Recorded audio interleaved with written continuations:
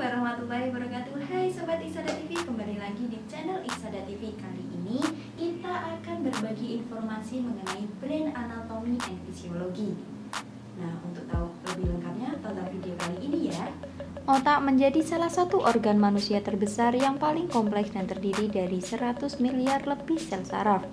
Seluruh saraf tersebut saling terkait di dalam sistem yang menghubungkan otak dengan seluruh tubuh. Suatu sistem yang memungkinkan gerakan dan refleks terjadi hampir dalam sekejap. Anatomi otak terbagi menjadi 3 bagian utama, yaitu otak besar atau cerebrum, otak kecil atau cerebellum, serta batang otak. Ketiga bagian otak ini saling bekerja sama untuk menjalankan sistem tubuh. Berikut adalah penjelasan lengkap terkait bagian otak dan fungsinya. Otak besar. Otak besar atau yang disebut cerebrum terdiri dari belahan otak kanan dan otak kiri. Otak besar bagian kanan biasanya digunakan untuk pemikiran-pemikiran holistik dan kreatif seperti musik dan seni. Sementara otak bagian kiri sangat mempengaruhi kemampuan pemikiran analitik seperti logika, bahasa, ilmu pengetahuan, dan matematik. Otak besar memiliki 4 bagian yang memiliki peran dan fungsi masing-masing, di antaranya lobus frontal, yaitu terletak di bagian depan dan berfungsi untuk mengatur cara berpikir, perencanaan, pemecahan masalah, pergerakan fisik, dan memori jangka pendek.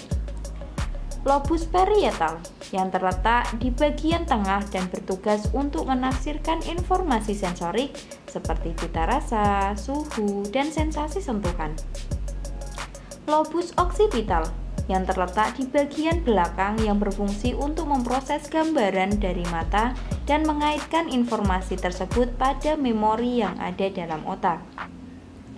Lobus temporal yang terletak di bagian samping dan berfungsi untuk memproses informasi dari indera penciuman, pengecapan, dan pendengaran.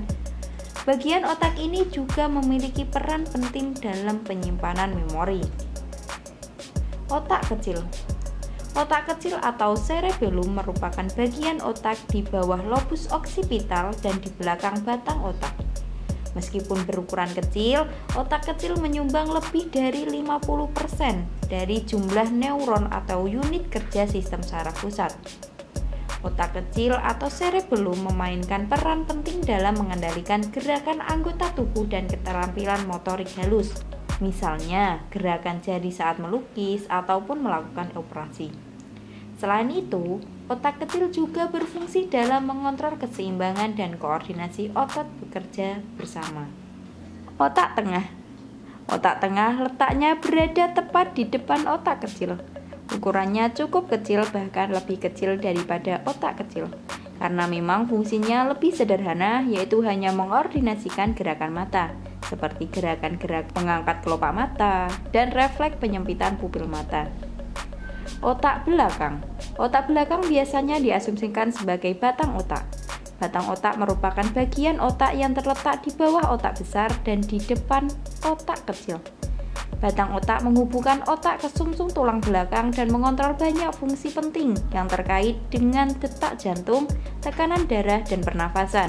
Batang otak terdiri dari 3 bagian utama, yaitu pons. Bagian terbesar dari batang otak yang terlibat dalam koordinasi gerakan mata dan wajah, sensasi wajah, serta pendengaran dan keseimbangan. Midbrain atau otak tengah, yang membantu mengontrol gerakan mata dan memproses informasi visual dan pendengaran.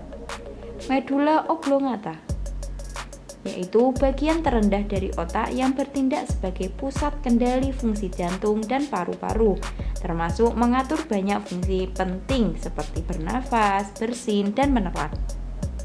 Nah, itu tadi kita sudah membahas mengenai bagian-bagian otak. Ada cerebrum, cerebellum, dan batang otak. Nah, jika kalian ingin request tema untuk minggu selanjutnya atau anatomi berikutnya, tulis di kolom komentar. Jangan lupa like, komen, dan subscribe channel Iksada TV. Semoga bermanfaat. Terima kasih. Wassalamualaikum warahmatullahi wabarakatuh.